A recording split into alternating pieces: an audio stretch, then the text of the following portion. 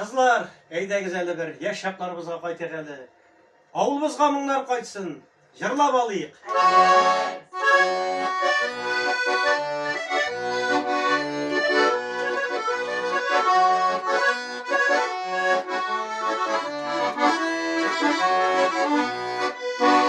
Ağlalı kişi asmalarda ey ağla yanına Nindi manası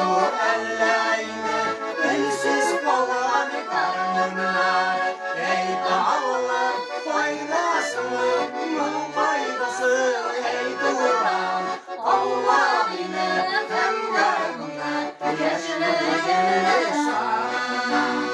Ey dağlar faydasını mın faydası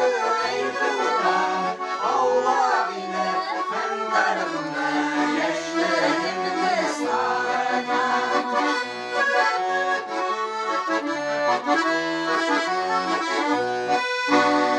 Yüreklerine hoşgörü salıp garmınında uyumayız Allah'ım amınlar biri uğranlarını uyulayım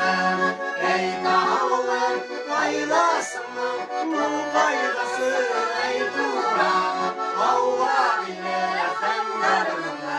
yaşlarımdı sana Ey dağlar faydasını bu faydası ey duran